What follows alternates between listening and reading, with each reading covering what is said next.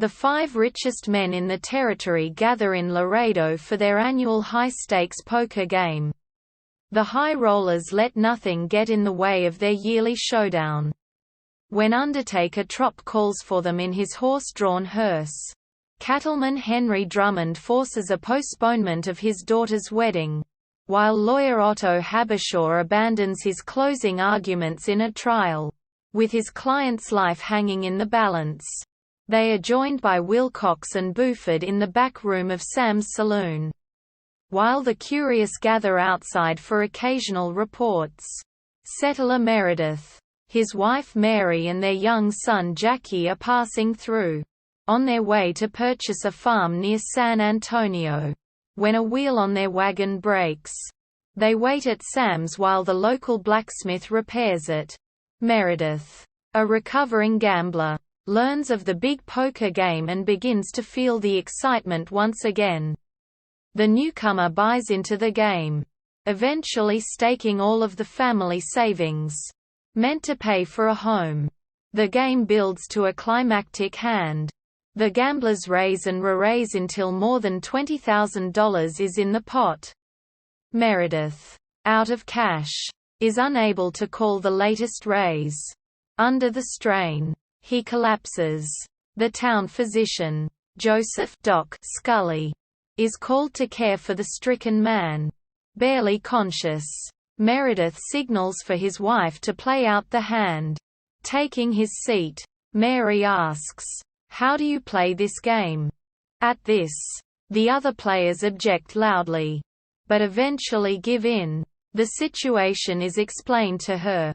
If she cannot match the last raise, and any others that may follow, she will be out of the hand. Despite the men's protests, she leaves the room to borrow additional funds, with Jackie and 4 of the players trailing behind. Mary crosses the street and talks to the owner of the Cattle and Merchants Bank, C.P. Ballinger.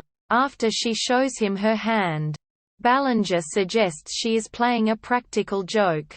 When he is told otherwise, he lends her $5,500 at 6% interest, and makes a $5,000 raise for her. The other players, aware of Ballinger's tight-fisted, cautious nature, all reluctantly fold. Mary collects her sizable winnings and pays Ballinger back with interest. The game then breaks up, no one ever having seen the winning hand. The lady's determination earns her the admiration of the men. Drummond is so touched that when he returns home to the waiting wedding ceremony, he talks privately to his weak-willed, prospective son-in-law, gives him some money, and orders him to run away and find himself a better wife than his daughter.